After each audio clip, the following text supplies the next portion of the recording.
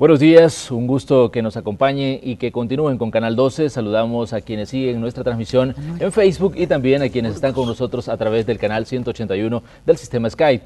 Desde el pasado 13 de julio, una serie de resoluciones de la Sala de lo Constitucional han estado en el centro del debate, entre ellas la que permite juzgar crímenes graves cometidos durante la guerra y otra que dejó al gobierno sin la posibilidad de accesar a 900 millones de dólares en bonos aprobados en abril de 2015. Esa resolución trajo además un agregado. Dejó sin diputados suplentes a la legislatura que concluye su trabajo en 2018.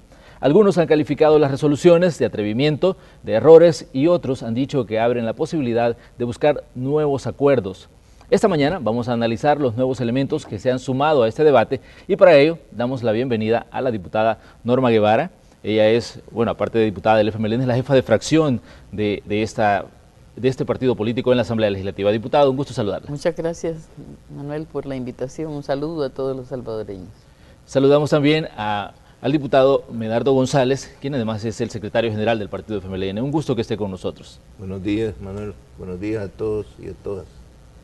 Bueno, para poner en contexto la situación, vamos a escuchar unas declaraciones que dio el presidente de la República el fin de semana durante el Festival del Buen Vivir. Recordemos que la ley de amnistía ha abierto un nuevo campo de debate y el presidente anunció una ley de reconciliación. Vamos a escuchar qué fue lo que dijo el presidente sobre esta ley. Hemos comenzado a conversar sobre la necesidad de construir una nueva ley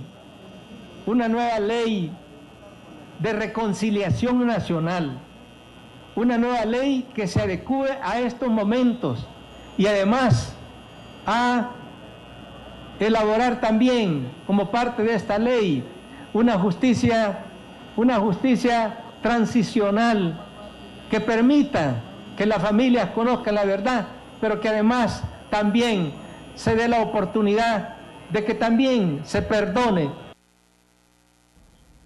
Ese es el nuevo elemento que se suma al debate, una ley de reconciliación. Ahora bien, nosotros nos interesa conocer qué piensan ustedes, Medardo, qué piensa usted de este proyecto que anunció el presidente. ¿Existen las condiciones para que se logre crear una ley de reconciliación? Bueno, sí, claro que sí. Nosotros creemos, consideramos que debe más bien crearse una ley de reconciliación. De hecho, el país se ha quedado sin ninguna legislación, no hay legislación. El FMLN siempre estuvo, desde sus orígenes, cuando la firma de los acuerdos de paz, estuvo siempre a la par de las víctimas, siempre estuvo luchando precisamente por encontrar la paz, la reconciliación, la búsqueda de la verdad como aspecto fundamental, la búsqueda precisamente del resarcimiento a todas las víctimas, a los familiares de las víctimas. Y este es un planteamiento que nuestro partido ha mantenido y sigue manteniendo porque es un aspecto central precisamente para la construcción de nuestro país. Ya van 24, casi 25 años, hemos venido por buen camino, hay todavía pasos que dar y en eso estamos. Pero, Manuel, quiero referirme a algo que no he dicho en estas cámaras y que nosotros como dirigentes, Norma y yo, del FMLN queremos reafirmar. Nosotros estamos totalmente claros, totalmente convencidos que este combo sí, de resoluciones de la Sala de lo Constitucional en estos últimos días son resoluciones que trastocan el sistema jurídico de este país, son resoluciones que afectan la democracia, son resoluciones que golpean el presente y el futuro de este país, dañan definitivamente a nuestro país. Quiero decir que que para nosotros es completamente grave, totalmente grave, que 4 magistrados que dicen ser, digamos, personas no partidarias. Yo sí quiero sostener que son personas que tienen un plan político, que tienen un proyecto político, que lo que están haciendo es modificar la realidad jurídica de este país con sus resoluciones. Esto es algo evidente. Nosotros queremos dejar claro que no es cualquier cosa el hecho de que de repente, sin que nadie se los haya pedido, 4 políticos que están ahí en la sala de lo constitucional decidan echarle chelito a las elecciones, 84 diputados y diputadas que ya no lo son porque ellos deciden que no deben estar.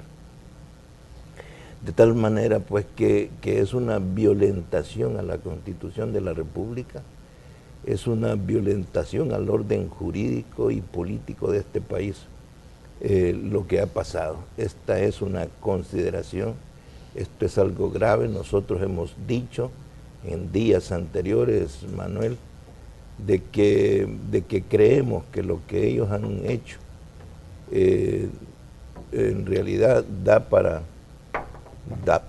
responderles, ¿verdad? El FMLN no ha tenido, de hecho, el acompañamiento de los demás partidos políticos, claro, exceptuando Arena, de los demás partidos políticos en este tema, con unas posturas, de hecho,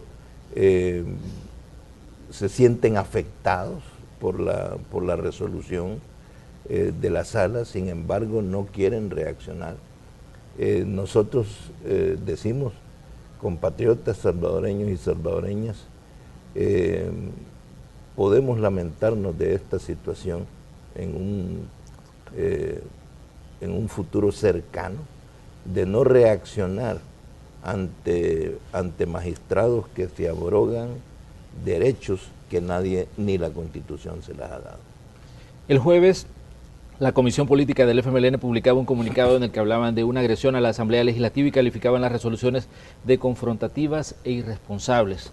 Diputada, ¿cómo ven ustedes la situación que se ha generado a partir del 13 de julio? Porque hay un antes y un después del 13 de julio, que fue el día en el que la sala pues emitió esta serie de decisiones y esta serie de resoluciones que han abierto un nuevo campo de debate. ¿Cómo ven ustedes, por ejemplo, desde la Asamblea Legislativa, desde la fracción, esta situación? Y lo que decía el secretario general, decía que hay una agenda política. ¿Ustedes también la han detectado? Somos lo mismo, estamos en la misma jefatura de fracción, en el mismo partido. Las consideraciones que Medardo ha dicho las suscribe totalmente el grupo parlamentario, somos del mismo equipo, colectivo. Quisiera decir que no son 3, hay que agregar a esto el que se nos impidió reformar por unanimidad 2 artículos de la Constitución, atribución que nuestra Carta Magna da exclusivamente a la Asamblea Legislativa. En esto no hay ni sanción presidencial, ni se puede someter a inconstitucionalidad una reforma constitucional. Sin embargo, en la práctica, en 2 ocasiones, esta misma sala ha impedido que la Asamblea reforme la Constitución. Y la otra es, sin mayor explicación, dejar fuera de funciones a la Corte de Cuentas de la República.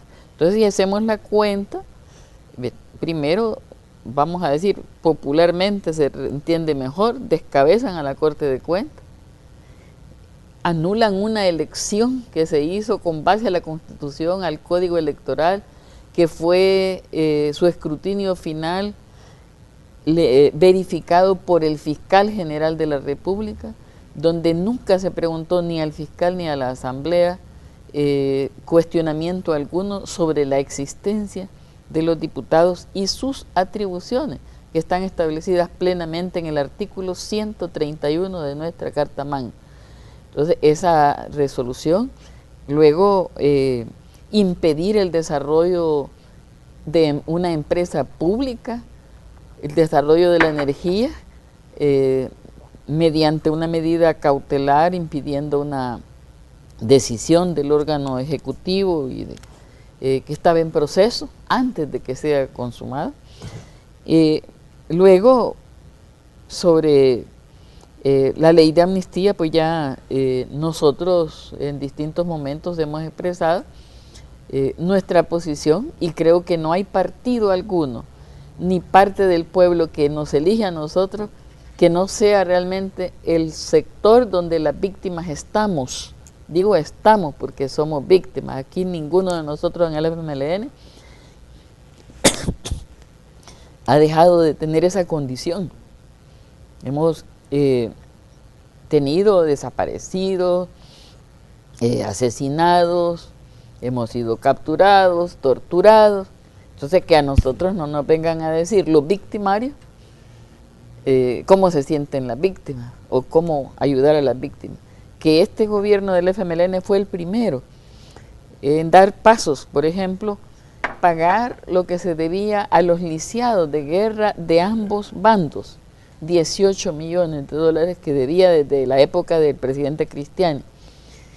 Pedir perdón por la masacre del Mozote, por el asesinato de Monseñor Romero, y empezar un proceso de resarcimiento por esa vía del reconocimiento del papel que el Estado tuvo en generar esas víctimas, en hacer ese acto que otros presidentes, que otros gobiernos no hicieron en su momento, y empezar a crear comisiones desde el Ejecutivo, legislación desde la Asamblea, que ayuden al reencuentro al que tiene derecho nuestra población afectada por la violencia que antes, durante la guerra, se practicó desde el Estado contra los ciudadanos.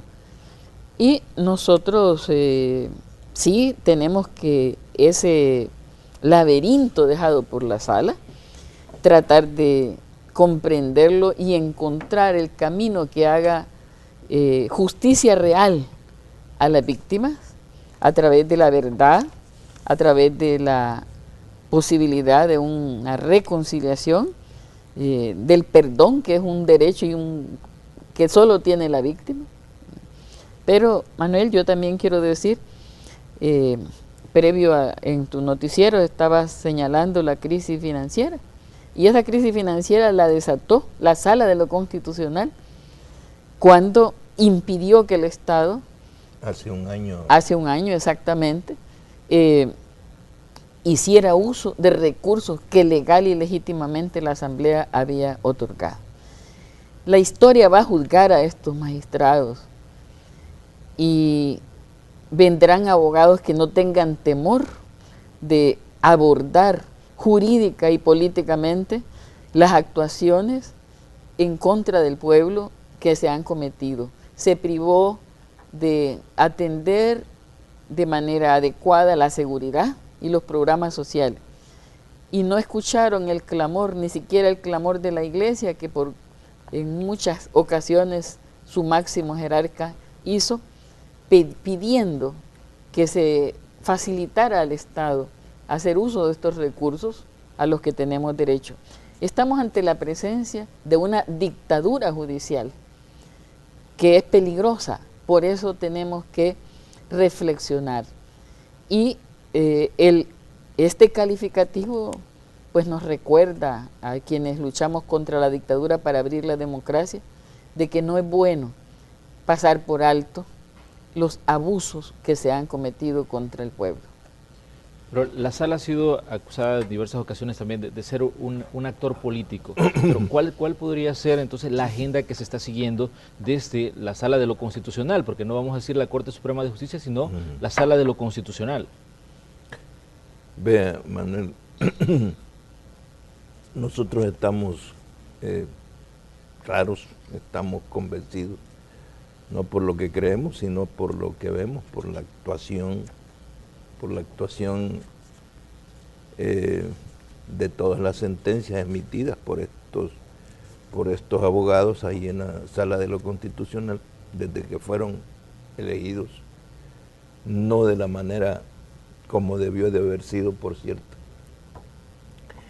Y nosotros podemos encontrar, de hecho, sentencias, ya mencionábamos, que van dirigidas a afectar las finanzas del gobierno, a afectar las finanzas del Estado.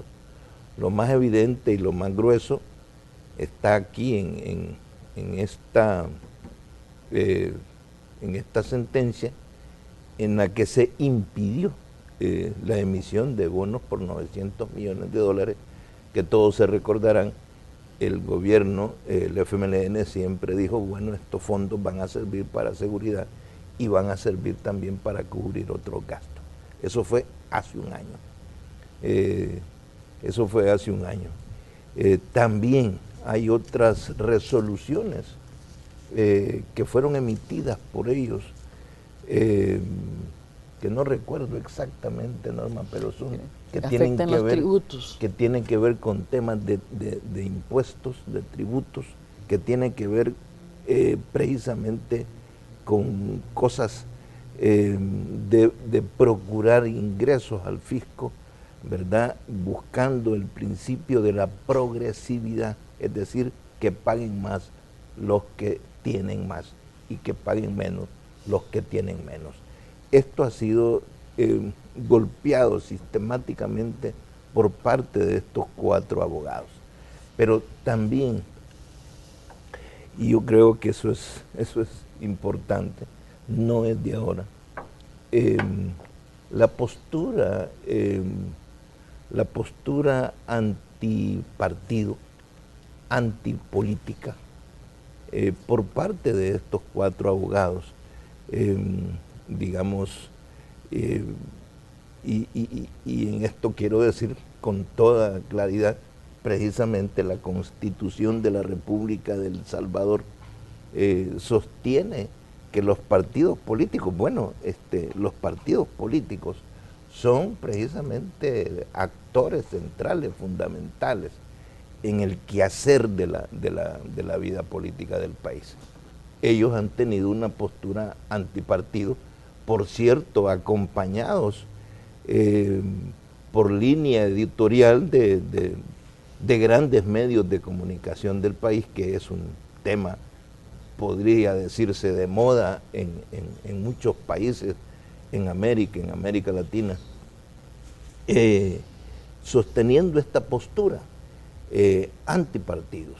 Pero también yo quiero mencionar el hecho de esta postura arrogante, provocadora, prepotente por parte de estos magistrados que además sostienen una postura pública en los medios de comunicación, no asumiendo la conducta que debe de asumir los jueces, sosteniendo sus posturas de forma política.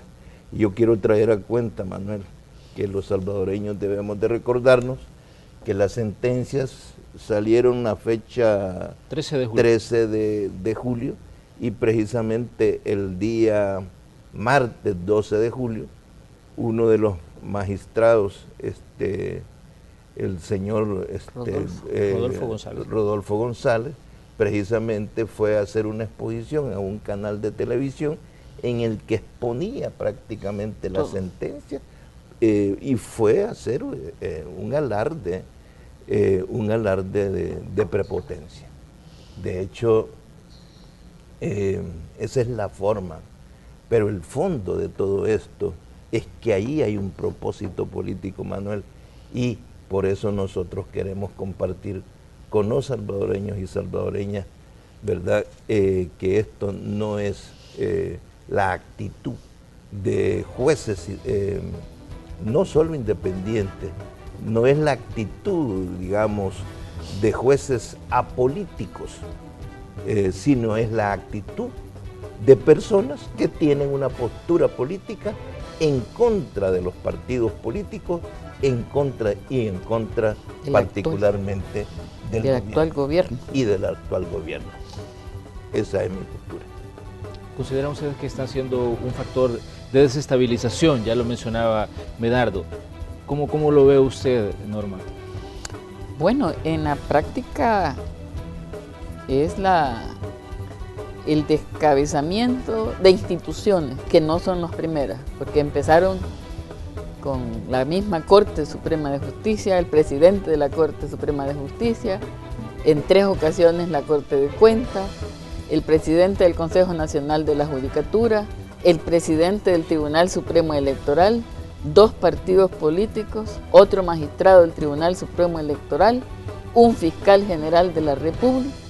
O sea, cuando analizamos el quehacer político tan intenso de esos abogados, uno ve un sesgo de protección a ideas e intereses que sustentan grupos de gran poder económico y de derecha extrema. Y posiblemente también ideas que se sustentan en corrientes externas que hoy incluso afectan a Europa del antipartidismo. Eso es lo que uno aprecia. No puede decir si obedientes a mandatos expresos de grupos, pero eso parece.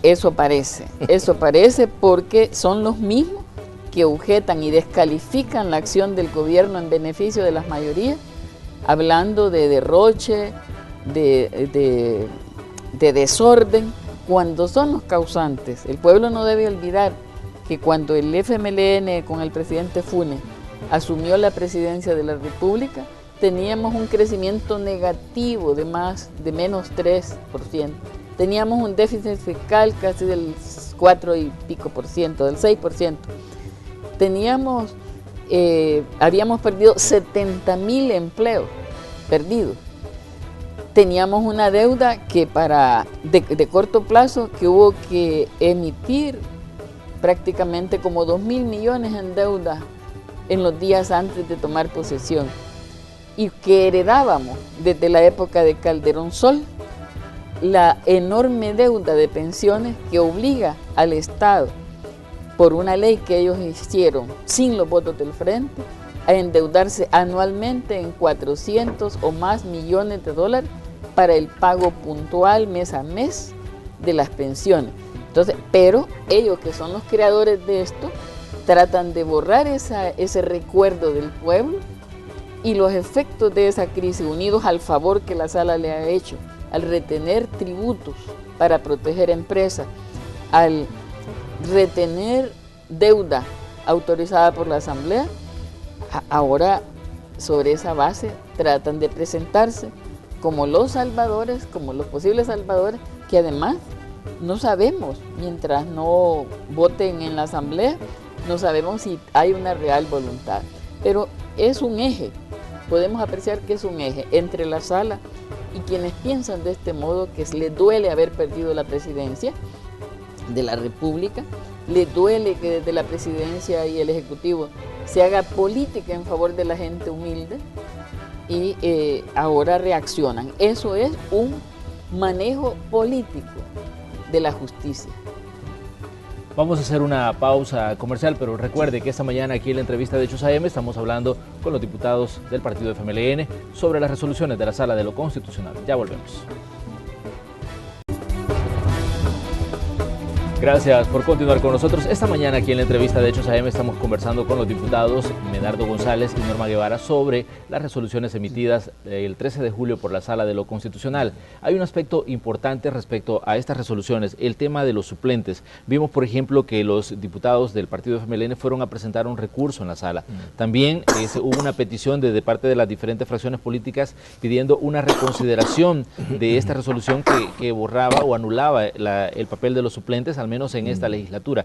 ¿Cuál es la postura del FMLN hoy y cuál es el camino que piensan seguir en torno a esta situación de los diputados suplentes?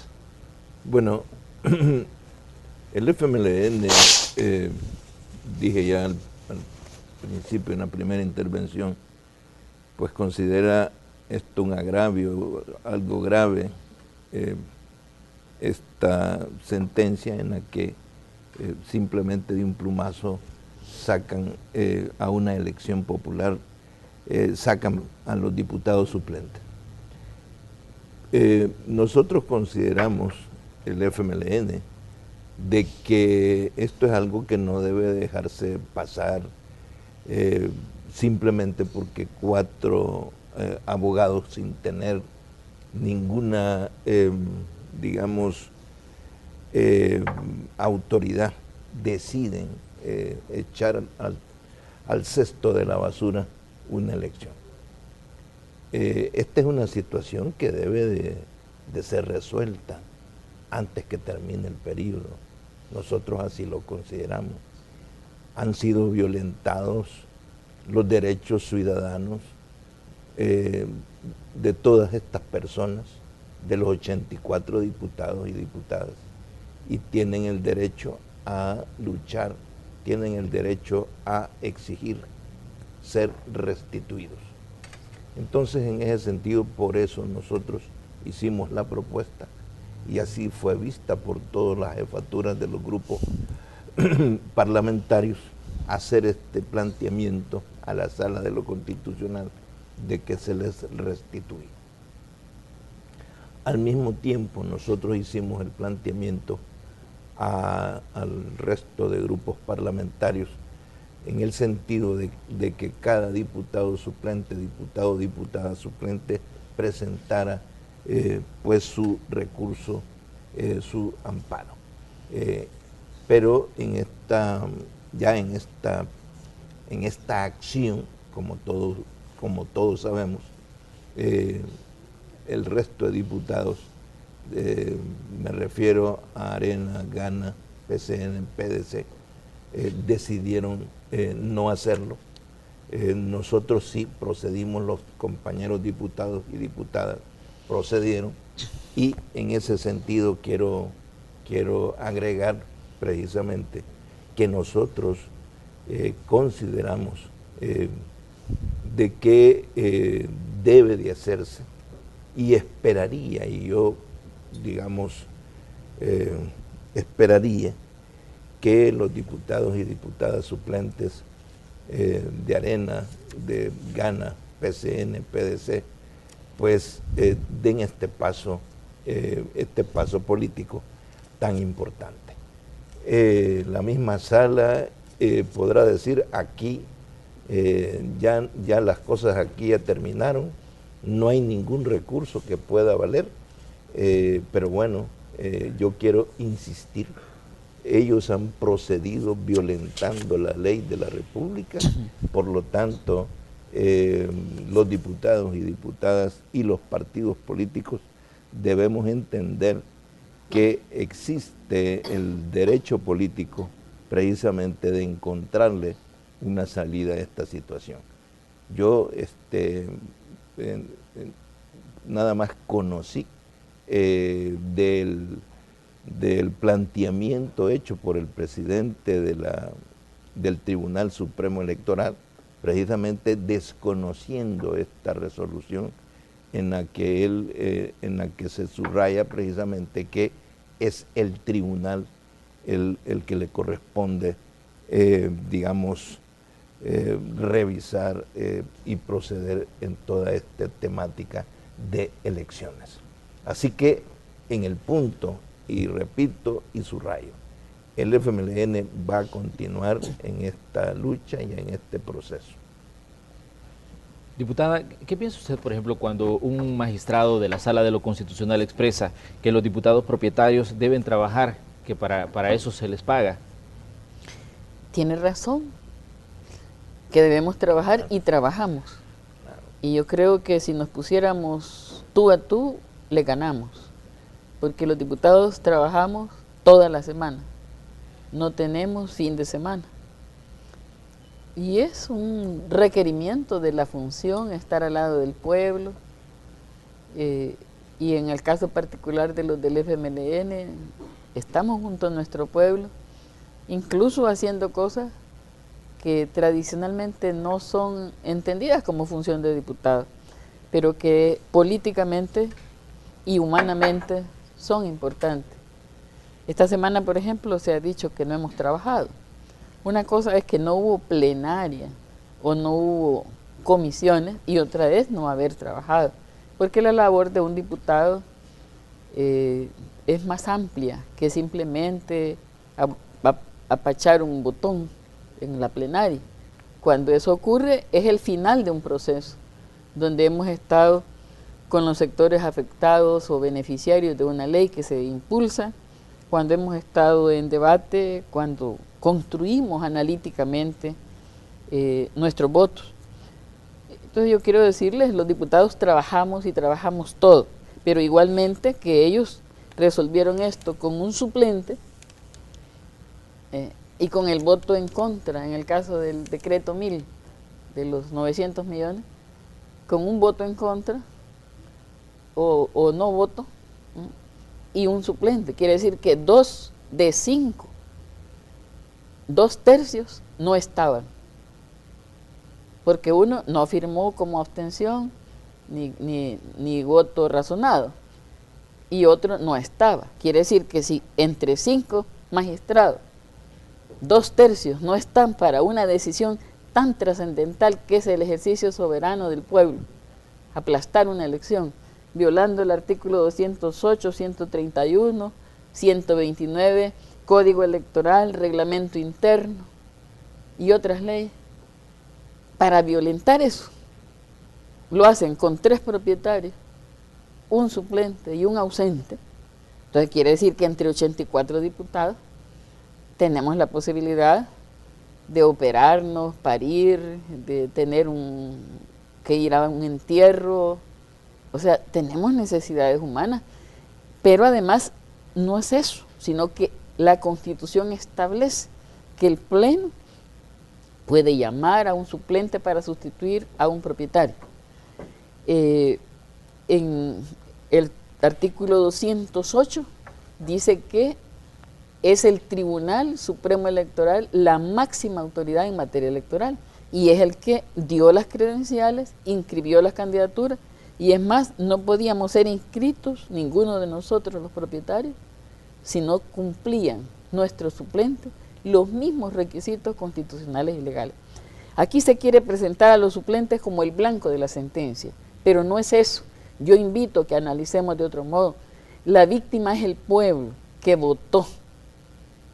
La víctima es el pueblo que, cumpliendo un proceso legislativo de elecciones, ahora se han anulado.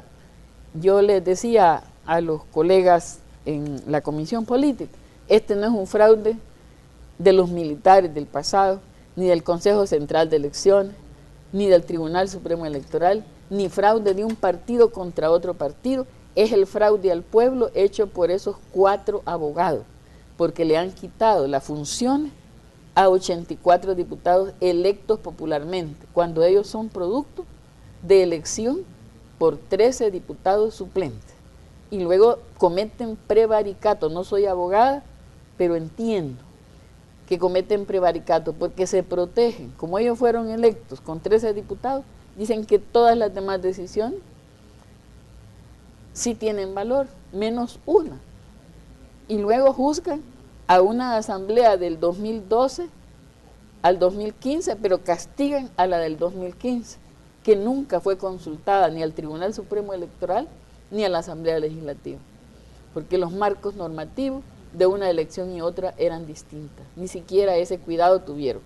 Las formas no las cuidan porque no es la ley la que rige su sentencia, sino una deliberada decisión de golpear a un segmento de las fuerzas políticas que tenemos unas ideas claras y que el pueblo las conoce y las ha respaldado. Pero hablemos sobre la situación o la lógica del funcionamiento de los suplentes. ¿Por qué? Porque desde fuera del órgano legislativo se ve, por ejemplo, dicen son 84 diputados, para una mayoría simple solo se necesitan 43, para una calificada se necesitan solo 56 y son 84. Esa es la lógica del ciudadano. Pero ¿cuál es la lógica de funcionamiento desde dentro de la Asamblea? ¿El problema es la representatividad? Bueno, de hecho la Constitución de la República establece la necesidad de las suplencias y quiero decir que no solo en el caso de la Asamblea Legislativa, de los diputados y diputadas titulares, sino también en el caso de la Corte Suprema de Justicia. ¿Qué otras instancias? Tribunal Supremo Tribunal Electoral. Supremo Electoral, que también tienen suplencias. Todo mundo puede entender, y esta es una cuestión de sentido común, que precisamente un diputado propietario puede ser sustituido ante una situación extraordinaria, podrá ser sustituido precisamente por un diputado suplente. Entonces, este es el sentir del tema, es decir, de tal manera que la Asamblea Legislativa tenga capacidad de funcionar siempre. Y así ha venido funcionando la Asamblea Legislativa con diputados suplentes que han cubierto espacios cuando, digamos, el titular por una u otra razón no podría estar. Son las jefaturas de los distintos grupos parlamentarios presentes las que van llenando los espacios. Es decir, no es el suplente de Norma Guevara que la sustituye, no es el suplente de Medardo González el que lo sustituye, sino que la jefatura va ubicando de acuerdo a lo que se va presentando. Hay un elemento que me llama la atención y que considero le debemos dar también su espacio, el tema de las finanzas. El presidente mencionaba que ya existen acercamientos para crear una ley de responsabilidad fiscal.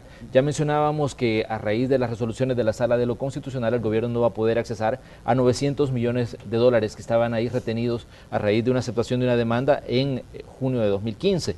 Llegamos a 2016 y la declararon inconstitucional. Ahora el presidente ha hecho énfasis, por ejemplo, en los serios problemas que tiene el gobierno. Incluso algunos economistas hablan de que se puede caer en un impago y el presidente decía que es necesario buscar los acercamientos para lograr esta ley de responsabilidad fiscal. Diputada, usted es miembro también de la Comisión de Hacienda de la Asamblea Legislativa. ¿Cómo ve esta situación y cuál es el planteamiento que ustedes esperan de parte de la presidencia para comenzar a trabajar en esta ley o que les presenten la propuesta? Bueno, mire, en la Comisión de Hacienda hemos conocido y resuelto hace meses, antes de la elección 2015, una ley de responsabilidad fiscal, que al final, aunque todos habíamos participado en ella, los diputados de Arena y parte del PCN se apartaron, aunque todos habíamos participado en su construcción con apoyo del Banco Interamericano de Desarrollo. De modo que la ley no pudo ser aprobada por falta de votos. Y la falta de votos en el caso de Arena, ellos cuestionaban algunos indicadores contenidos en el proyecto. Se ha discutido en un par de ocasiones y hoy se ha renovado ese debate, y si logramos un acuerdo, nosotros como grupo parlamentario, así como estuvimos en la legislatura anterior, estamos listos para una ley. Pero quiero decirles que no es una ley la solución a los problemas. Esto ayudará sin duda, pero la solución es la iliquidez que se resuelve o que se afectó con la ausencia de los 900 millones y que al pasar el tiempo pues del presidente y no tener resolución, el presidente nos envió una nueva propuesta ya no por 900 sino por 1.200 millones, porque el déficit a lo largo de la historia, no de este gobierno, sino de todos los gobiernos, y quien sea serio e investigue lo puede encontrar, siempre ha rondado en unos 300, 400 millones. Eso es lo que encontramos en el 2009, y más lo que habíamos enmendado de en créditos para pagar deuda. Entonces, considerando eso, el presidente sometió, y esa es la máxima urgencia para impedir que la caja del Estado llegue a una situación de impago. El impago no daña al gobierno únicamente, daña a las empresas que son objeto y trabajan con crédito, porque en esas condiciones lo que primero va a ocurrir, si llegamos a esas circunstancias, será que los intereses aumenten. Y nosotros sabemos que toda empresa para trabajar requiere crédito. Y por supuesto, el gobierno también, que es comprador de bienes y servicios, tendrá dificultades si llegamos a esta situación. Con claridad todos lo saben. Todos lo sabemos desde que se prestaron, desde que se autorizaron esos 900 millones. Lo que ha venido es difiriéndose el momento en que la ausencia de aquellos 900 millones se convierte en una crisis mayor. Estamos llegando a ella, por eso apelamos a la responsabilidad con el país de parte de Arena, que en sus manos está votar por la emisión de esos 1.200 millones, con lo cual se cubriría el déficit que se intentó evitar con los 900 millones. Porque aunque fueran para seguridad y programas sociales, eso significaba que otros fondos públicos se utilizarían para estos otros aspectos. Igual, la reforma de pensiones, desde el punto de vista del FMLN, este cúmulo de deuda heredado por la privatización, si no encuentra una solución antes del primer trimestre del próximo año, tendremos otro momento crítico. Y este es más grave porque es para las personas adultas mayores que viven de una pensión mensual. Ellos serían afectados cuando la capacidad del fideicomiso creado por Arena en el 2006 agote la capacidad de crédito de parte del mismo fondo de pensión. Por eso el presidente ha sido muy responsable en mandar a tiempo la enmendadura de aquella privatización. Está en manos de la Asamblea, de los partidos que querramos y podamos concurrir con votos a una reforma, evitar ese otro momento crítico. Entre las medidas inmediatas que se han estado analizando en los últimos días o que han surgido y que se han puesto en el centro del debate está una refocalización de subsidios. Estábamos hablando también de la posibilidad incluso del tema del IVA, de mover los puntos del IVA. ¿Cómo ven ustedes esta situación? ¿Es tan grave el panorama como para hablar de estas medidas que obviamente pues al final el IVA es considerado un impuesto recesivo, ¿no?, que afecta directamente a las clases más desposeídas? El punto es el siguiente, Manuel.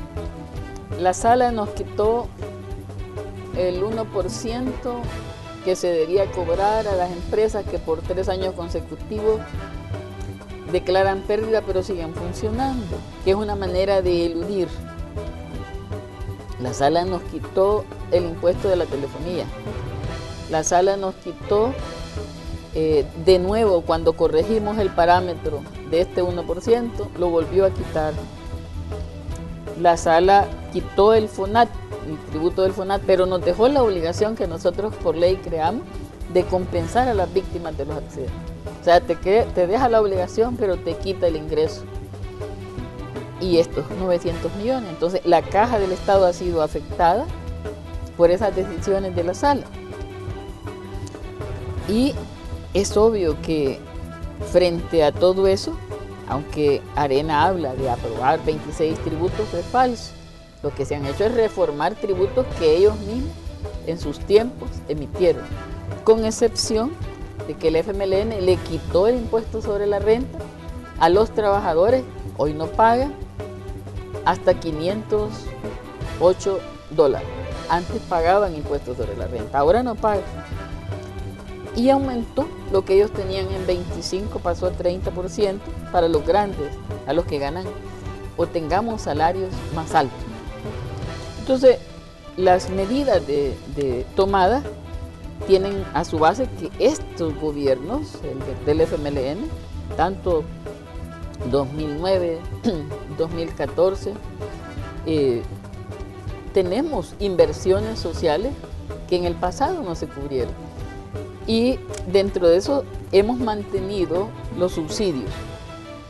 Subsidio al gas, subsidio al transporte, subsidio a la energía eléctrica, subsidio al agua y además gasto tributario en empresas, porque aquí no se llama subsidio, pero el efecto es el mismo. Para que las empresas tengan una oferta laboral, especialmente en la zona franca, tienen un subsidio del Estado a través del no cobro de impuestos. Se cuestiona a veces el subsidio cuando es directo a la población, pero se oculta la existencia de un gasto tributario muy alto que tiene el país para beneficiar a empresas, para esos jóvenes que trabajan, por ejemplo, en los infocentros, para hacer servicios internacionales de telefonía, para que esas empresas generen ese trabajo. Nuestro gobierno y la Asamblea Legislativa, con respaldo activo de nuestra fracción, ha apoyado privilegios fiscales para esas empresas. Y tenemos una serie de otras políticas económicas que ayudan a que las empresas generen empleo, dándole facilidades. Los créditos, por ejemplo, del sector de la banca pública, orientados a sectores productivos, agropecuarios y de pequeñas empresas. Todo eso es bueno, pero si hay subsidio a la energía a alguien que gana $1000, yo creo que sí vale la pena revisar. Si un día los carros de lujo tienen que pagar un IVA mayor, pues yo creo que no sería mal, porque la crisis del Estado no es, o las necesidades del Estado, es que estamos por debajo de la presión tributaria de América Latina. O sea, nosotros tenemos menos ingresos y eso te lo dice cualquier organismo, banco o organismo de análisis. De manera que si nosotros para atender el desarrollo necesitamos más ingresos, debemos tenerlo. Y algo más que la población debe saber. Los gobiernos del FMLN han pagado más de $6.000 millones de la deuda heredada. Perdón, de estos más de 6.000 millones, el 70% corresponde a deuda que heredamos de gobiernos anteriores. De modo que no es cierto que se ha tenido ingresos para derrochar o para gastar o malgastar. Se ha tenido ingresos para pagar la deuda y pagar una deuda que es la más cara de la historia, la deuda social con los más pobres, que hoy tienen cuadernos, zapatos, uniformes, alimentos, que hoy tienen salud en sus cantones, que hoy tienen apoyo para producir el frijol y el maíz que nos comemos en la ciudad. En eso vale la pena tener con qué gastar. Vamos a hacer nuestra última pausa y ya regresamos con las conclusiones de la entrevista de este lunes. Me interesa que en esta última parte hablemos sobre los acercamientos, tanto para hablar de esa ley de reconciliación para los temas fiscales. ¿Cómo ven ustedes ese proceso de negociación que se ha establecido entre las fuerzas políticas del país? Me gustaría que tal vez nos digan o nos den un adelanto a los ciudadanos sobre qué está pasando, porque últimamente hemos escuchado eso, hay reuniones, las fuerzas políticas están participando, pero ¿qué está pasando? Manuel, una reacción rápida de las respuestas a la pregunta y decir que de hecho nosotros hemos partido, el FMLN siempre ha partido de la necesidad que la colectividad de la sociedad salvadoreña rescate su memoria histórica, y eso para no repetir nuestros errores del pasado como sociedad, como Estado, como sociedad. Para eso es bueno la búsqueda de la verdad, pero también